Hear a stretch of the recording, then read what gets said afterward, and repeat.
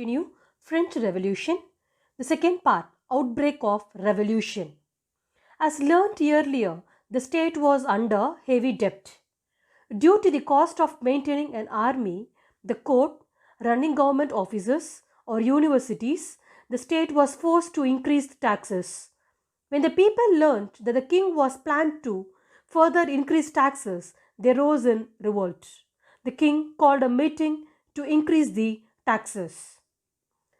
Louis XVI had to increase the taxes.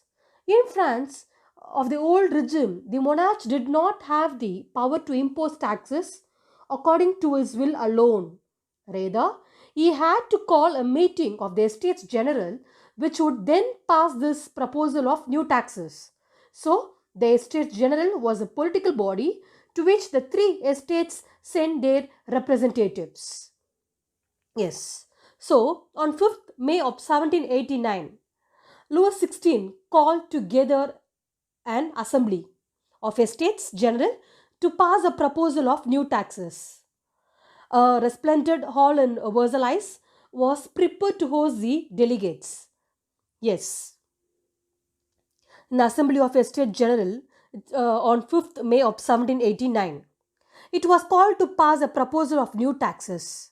The meeting was held in a resplendent hall in Versailles. First and second estates, 300 members each were sitting. The third estates, 600 members were standing. The third estates was represented by its more prosperous and educated members. Peasants, artisans, and women were denied to entry to the assembly.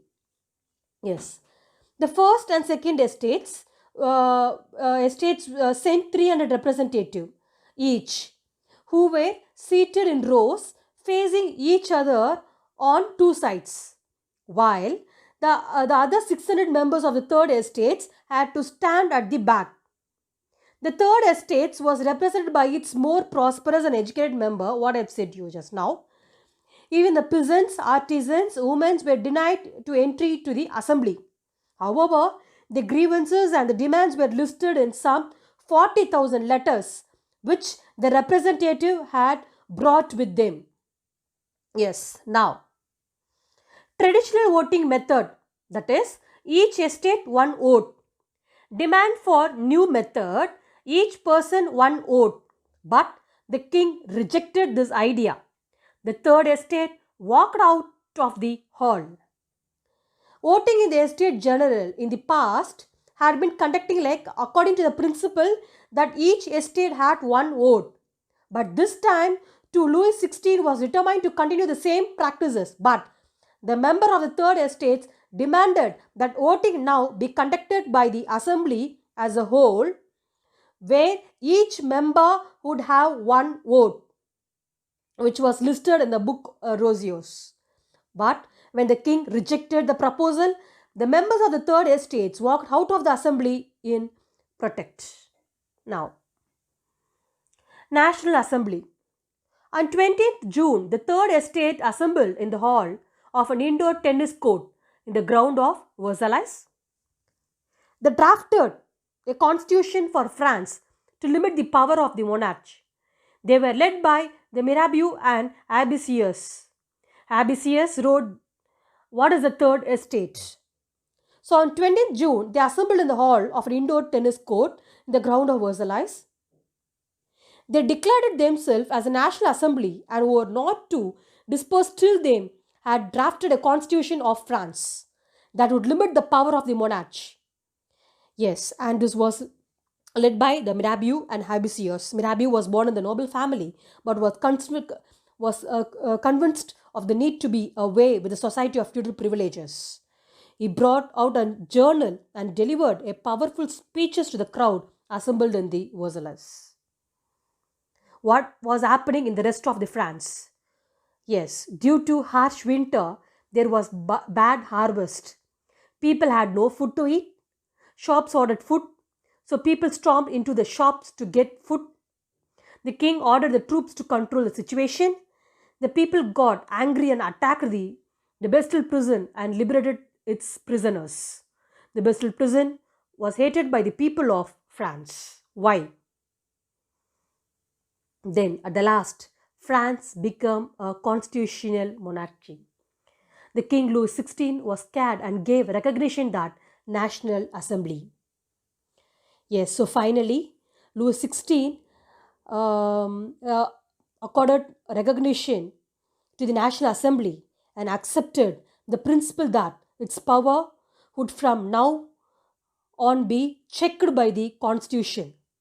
Yes, so it means that from now on this power would be checked by the Constitution.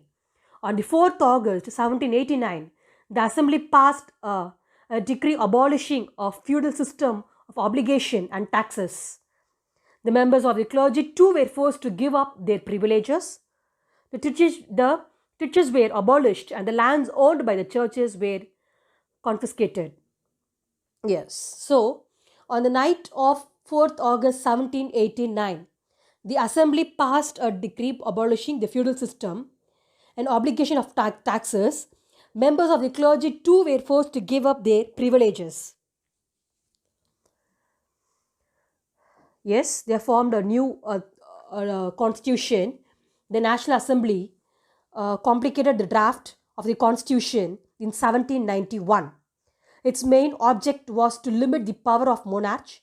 This power, instead of being concentrated in the hand of one person, were now separated and assigned to different institutions like legislative, executive, and judiciary.